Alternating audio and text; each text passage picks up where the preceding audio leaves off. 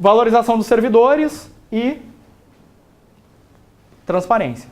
Dar informação aos cidadãos sobre o que acontece, que permite vigiar, permite controlar o Estado.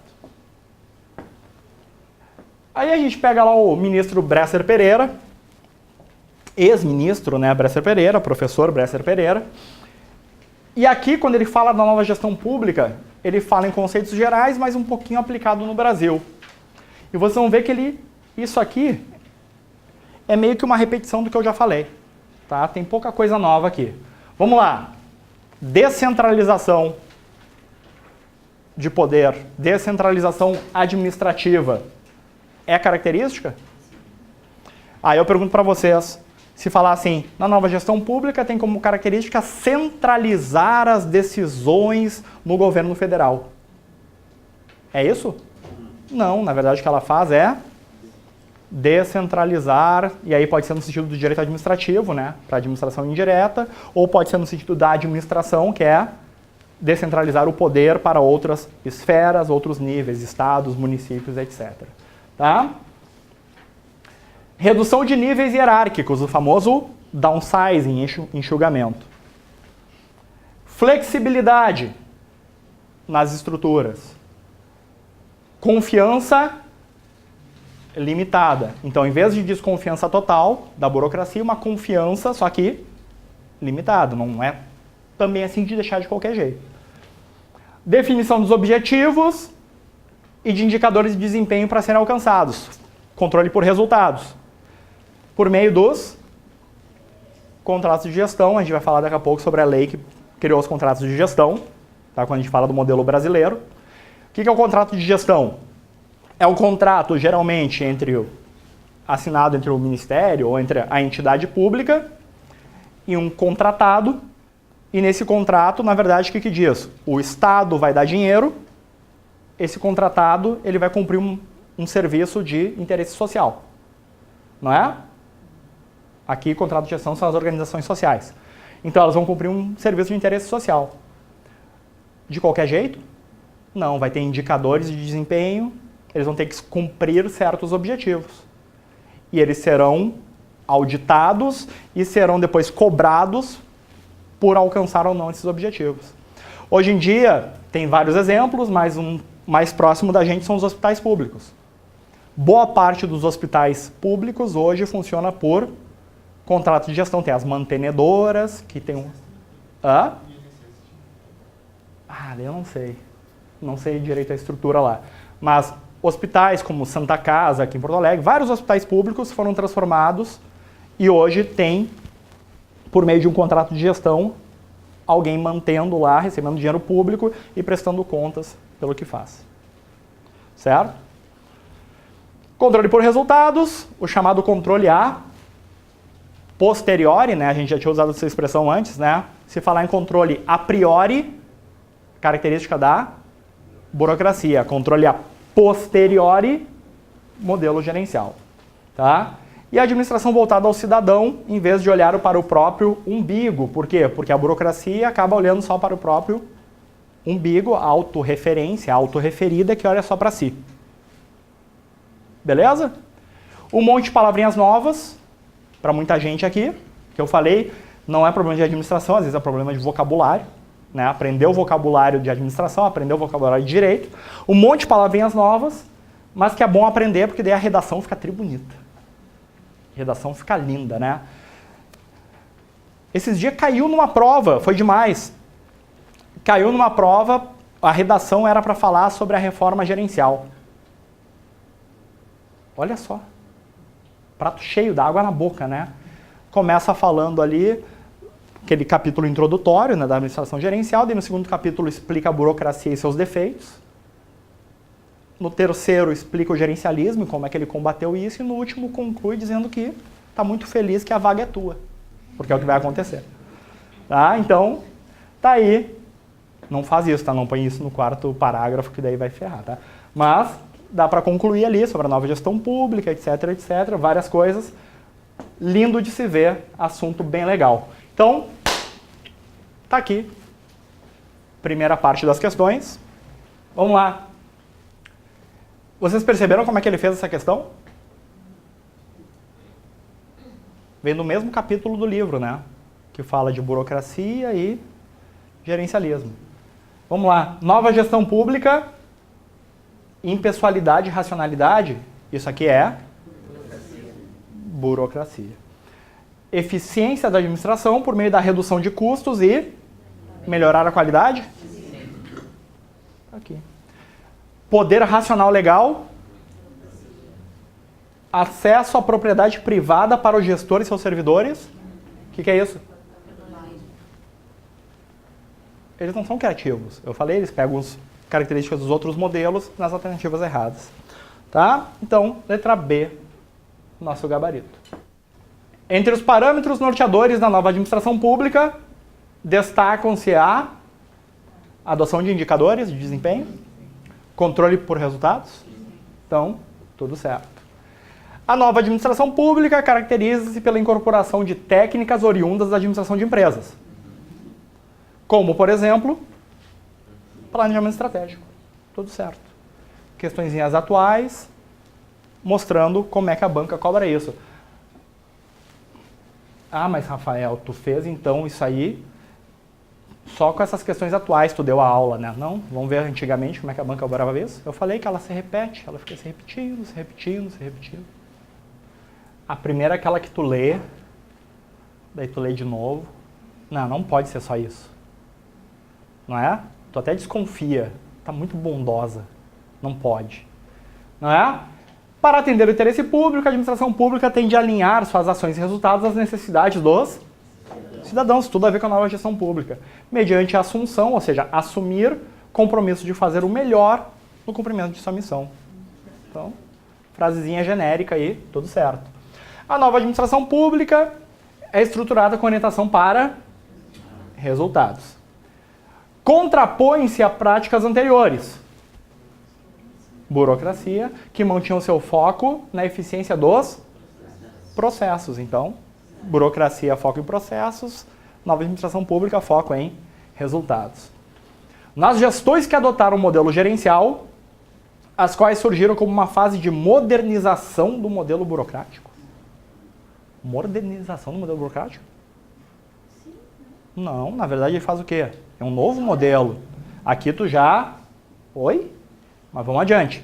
O Estado permaneceu responsável pela formulação e execução dos serviços prestados à sociedade. O que aconteceu como primeira fase do gerencialismo? Privatização, ou seja, o Estado deixa de ser o executor direto das ações. Reduz o Estado, ele deixa de ser o executor direto, ele passa para a iniciativa privada isso. Então, uma das características da nova gestão pública é que o Estado deixa de ser o executor direto das ações para ser um gestor. Ele fica olhando de cima, controlando, monitorando, mas ele deixa de ser o executor direto. Essa é a característica da privatização das coisas.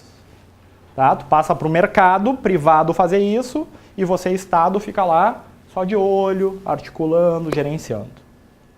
Mas só aquela primeira parte já está errada. Então. A primeira já estaria errado, tá? Mas aqui eles terminam de colocar a pá de cal. A segunda, acho que eu teria errado. Contrapõe-se. Seja porque se contrapõe, olha, tem um foco diferente, mas não é exatamente. Mas é que nesse aspecto aqui, ele se contrapõe. No aspecto de foco, um é foco nos processos, outro no resultado.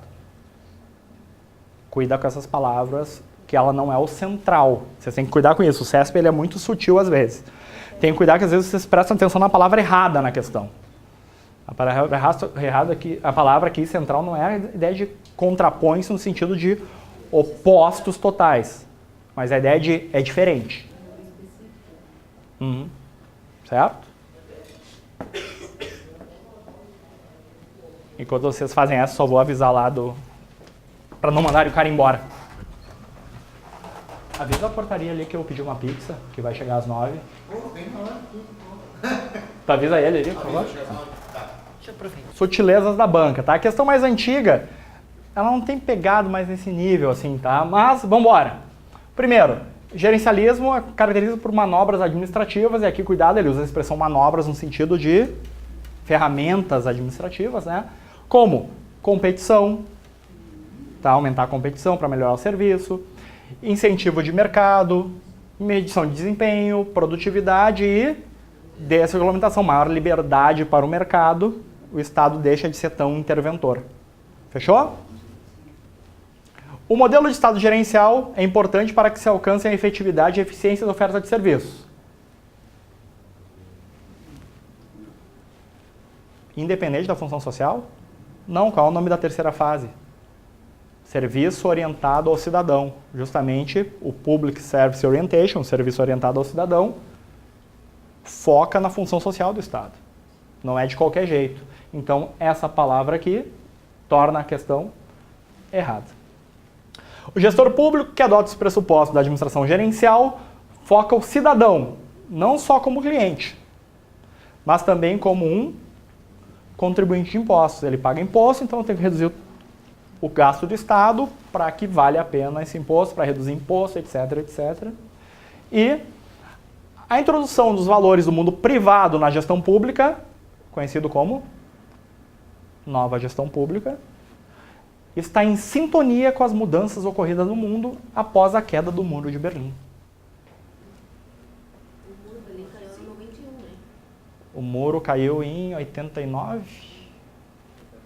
89 a queda do muro. Tá? Mas olha só, ele não está botando o Muro de Berlim como um marco assim, ó, só começou depois do muro.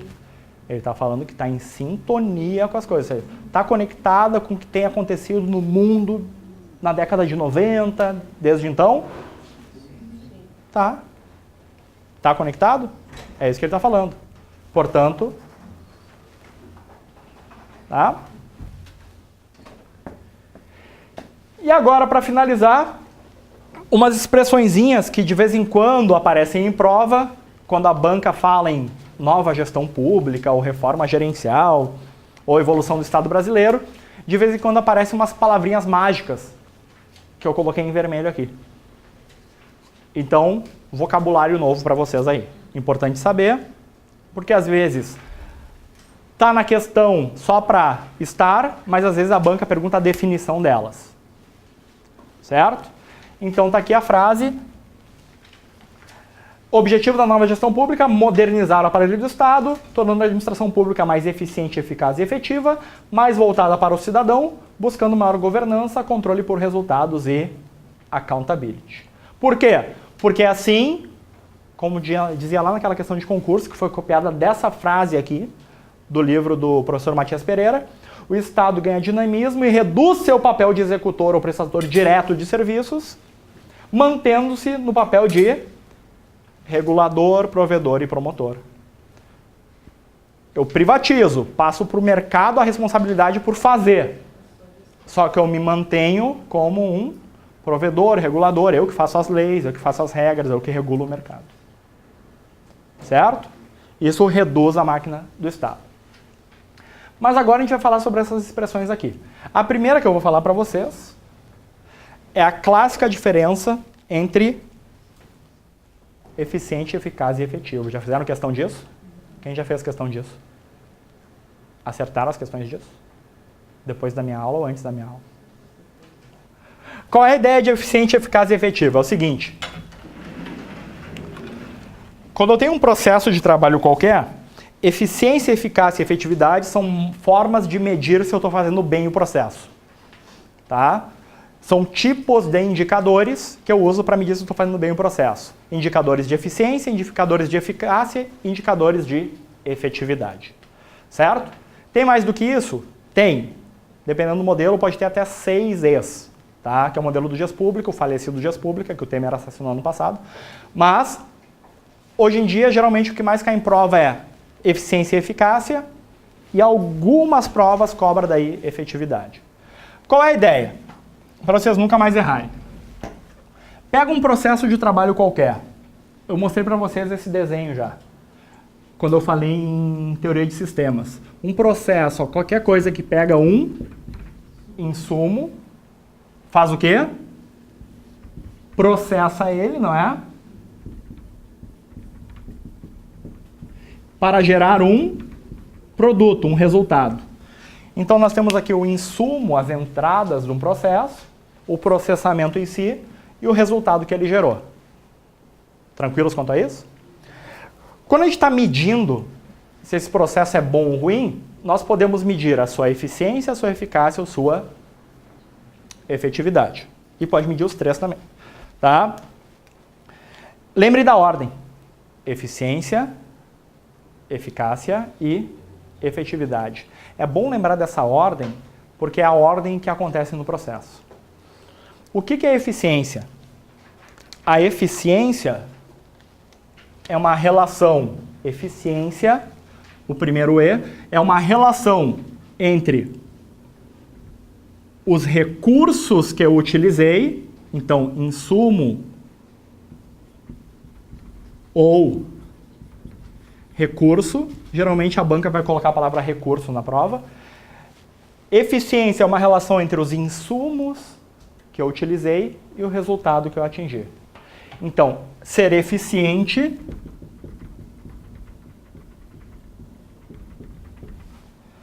é utilizar bem meus recursos.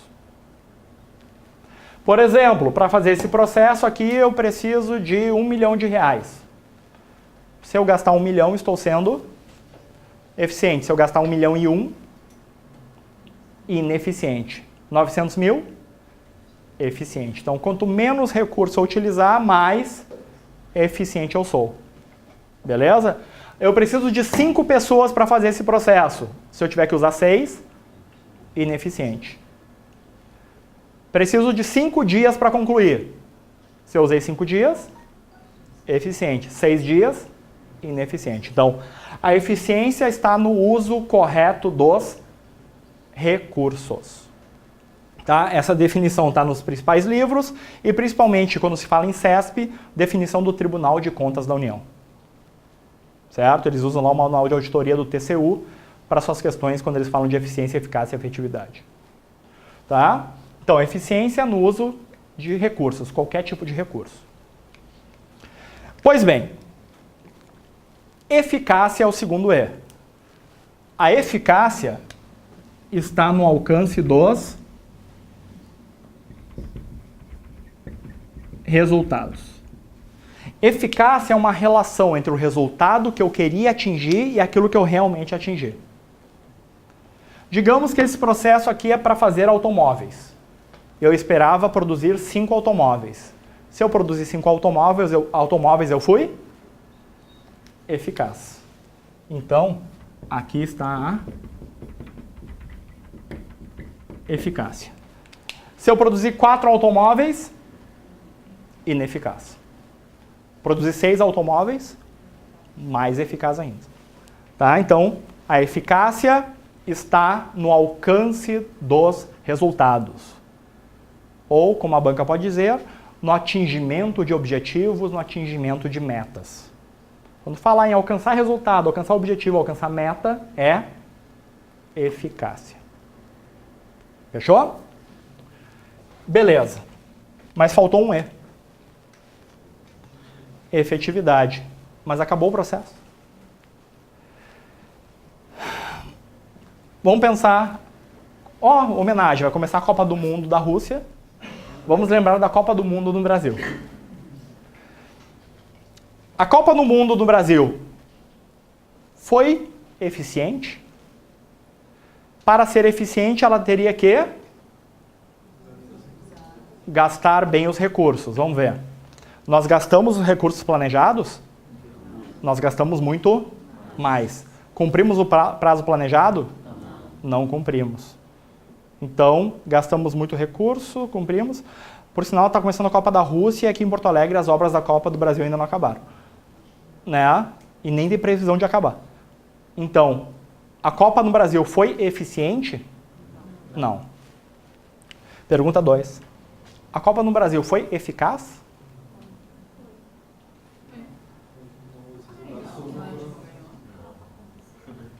Teve Copa, não teve? Teve. Nos dias, tudo certinho, não teve Copa? Teve. Então, a Copa em si foi eficaz, ela ocorreu, o resultado era ter Copa. Teve Copa? Teve todos os jogos, né? Então, a Copa foi eficaz, não foi eficiente. Aí vem o terceiro conceito, efetividade. Efetividade é algo a mais aqui, que é esperado na maioria das políticas públicas. Quando a gente tem uma política pública, por exemplo, de fazer uma Copa do Mundo, o interesse público de fazer uma Copa do Mundo, não é para ter jogo. O interesse é o que muitos políticos falaram de legado da Copa. Ou seja, qual seria o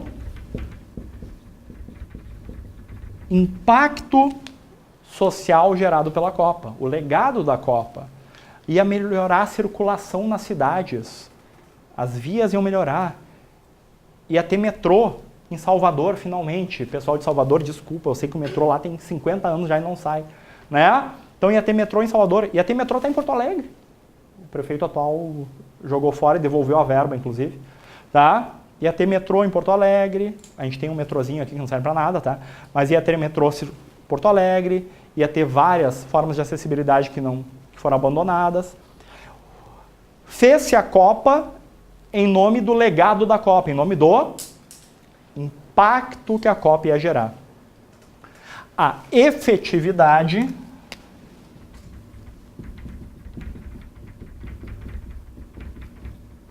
está justamente aqui. Palavra mágica usada pelo TCU. Efetividade está no impacto gerado. O que é o impacto gerado? Sinônimos disso. Impacto gerado é a satisfação da população. Atender a necessidade. A necessidade não era ter Copa, a necessidade era maior mobilidade urbana, não era? Uma série de coisas de legado. Qual é o legado no Rio de Janeiro? Por exemplo, das Olimpíadas. Um parque olímpico que está abandonado e está sendo vendido agora, sucateado e vendido.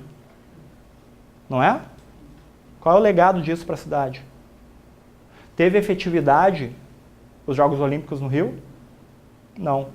Teve eficácia? Teve Jogos Olímpicos. Teve eficiência? Não, né? Tanto que o governador está preso. Não é? Então, é assim que se mede a qualidade, digamos assim, total de um processo. A gente está falando em eficiência, eficácia e efetividade. Eficiência no gasto dos recursos, eficácia no alcance de resultados e efetividade no impacto gerado em atender às necessidades sociais. O TCU, só para ilustração, o TCU ele fala de um quarto E. Tá? O TCU no seu manual ele fala em quarto E. Esse quarto E, economicidade. Tá? O que é economicidade? Dinheiro.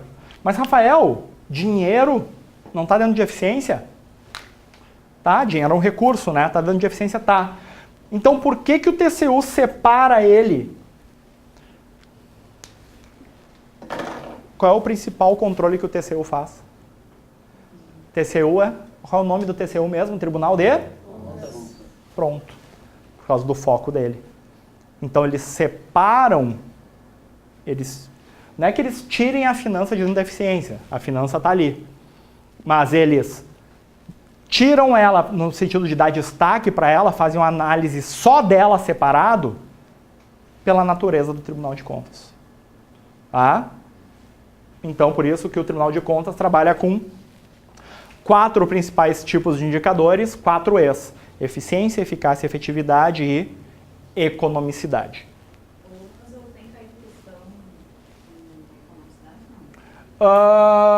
Pode cair, tá? Se tiver principalmente de múltipla escolha, assim, alternativas, e falar exclusivamente em recurso financeiro, não lembro de ter visto.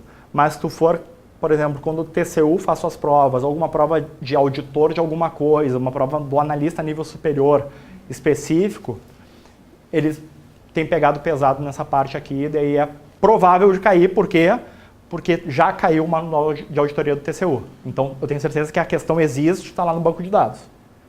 Tá? Eu não vi, talvez já tenha caído, eu não vi, mas se não caiu ainda vai cair, porque tenho certeza que está no banco de dados, porque o manual já foi usado várias vezes.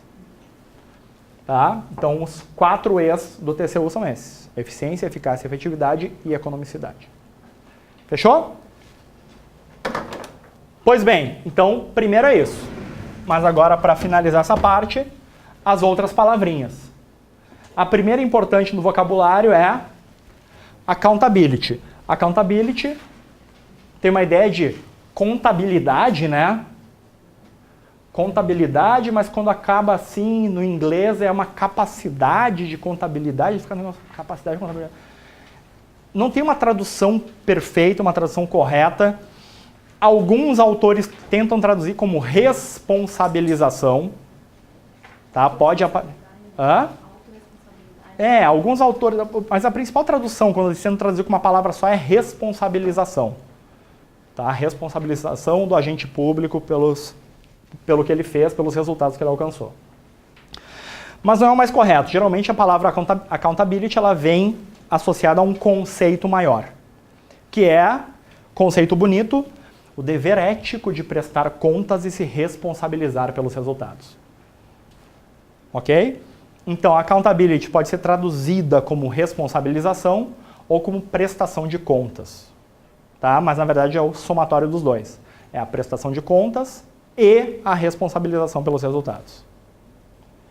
Então, dentro da accountability tem um conceito de transparência, não é? Ser transparente, prestar contas, mas não só isso, tem também o se responsabilizar pelos resultados. Então tá aqui essa coisa linda, ó. Conjunto de mecanismos e procedimentos que induzem os dirigentes governamentais a prestar contas dos resultados, garantindo-se maior nível de transparência e exposição das políticas públicas. Segunda definição, responsabilização pelos atos praticados. Tá? Então, quanto maior a possibilidade de um cidadão ir lá e verificar o que um governo, o que um agente público em geral está fazendo, nós dizemos que esse governo é mais accountable. Tá? Quanto mais accountable, mais ele presta contas. Maior a possibilidade do cidadão ver o que está acontecendo ali. Beleza? Ela pode ser horizontal, e quando fala em horizontal, pensem horizontalmente, que não tem hierarquia. A horizontal, geralmente, ela é praticada por órgãos de governo um em relação ao outro. O TCU, ele não é hierarquicamente superior a por exemplo, o TCU audita o Tribunal Eleitoral onde eu trabalho. Só que o TCU não é hierarquicamente superior ao TRE. Concordam? São entidades diferentes. Então não tem uma hierarquia, uma verticalidade entre eles.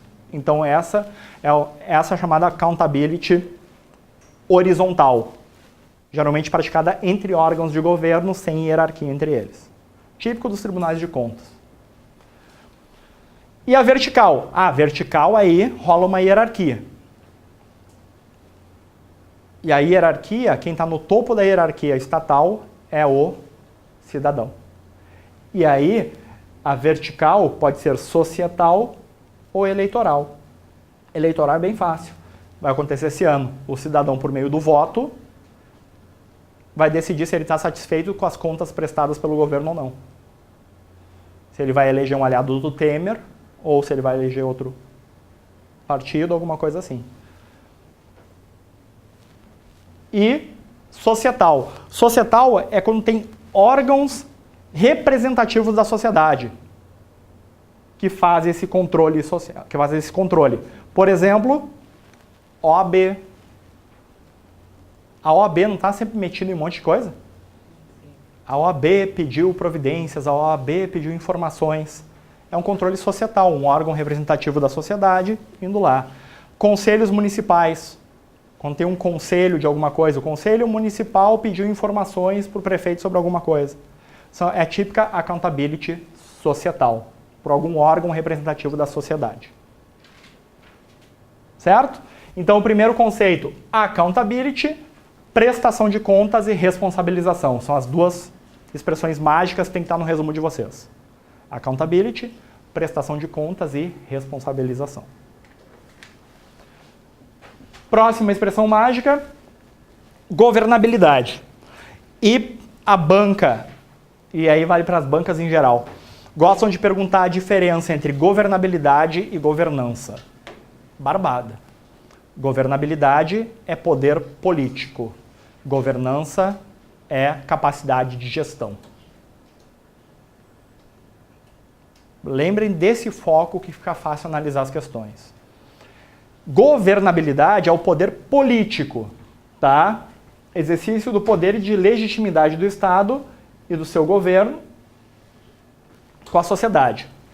O que é ter governabilidade? Quando a Dilma caiu, um dos argumentos usados foi que ela não possuía mais governabilidade. Ela não tinha apoio da sociedade, não tinha apoio do Congresso, ela não tinha mais poder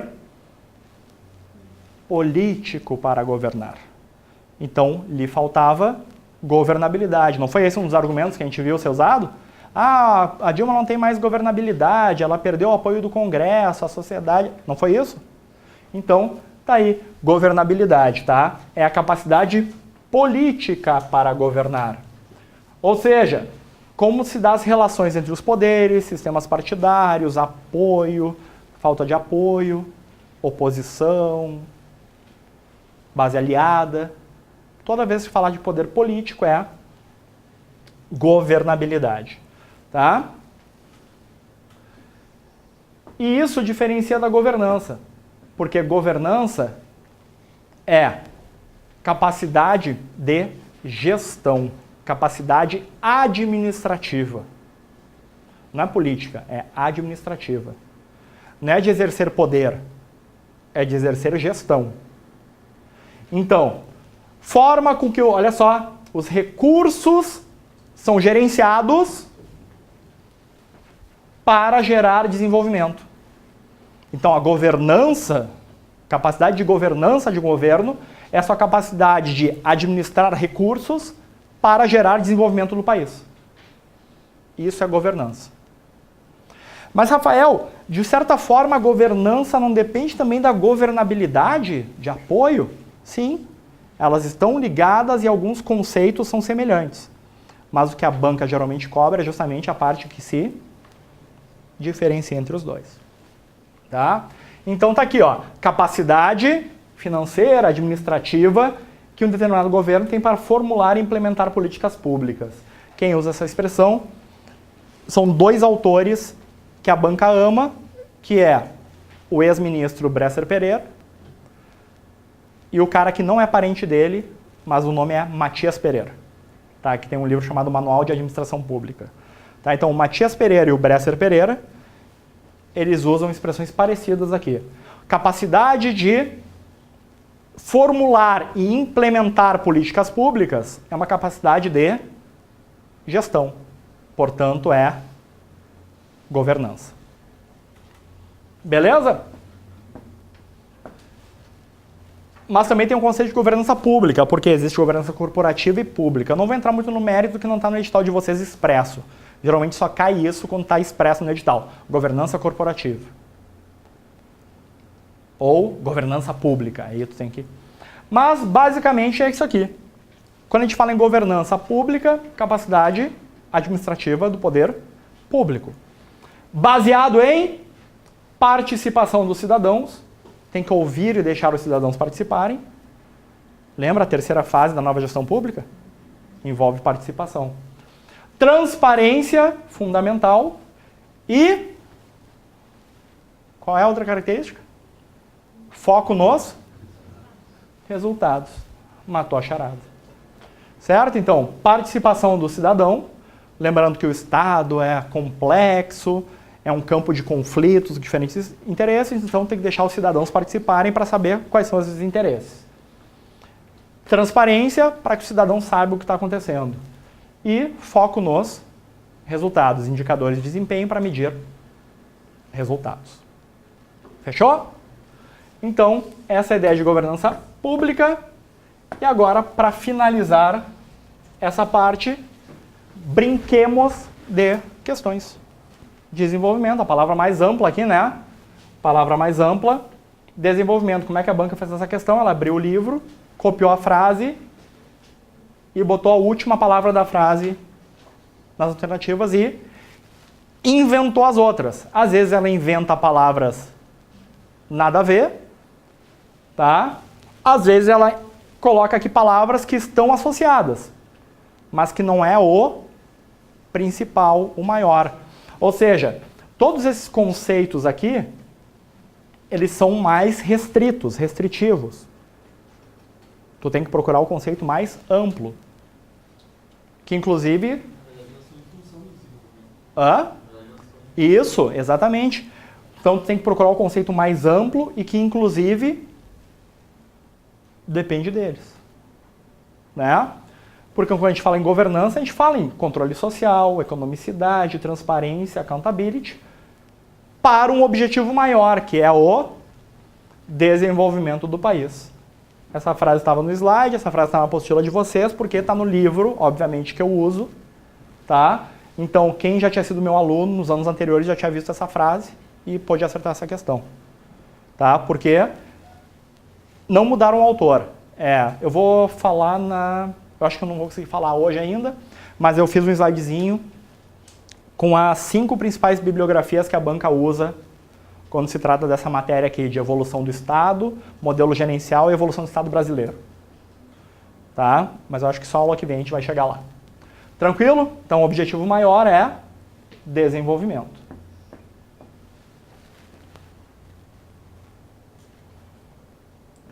Tá vendo como ele dá o conceito? Ó? Gerenciamento, gestão, administração.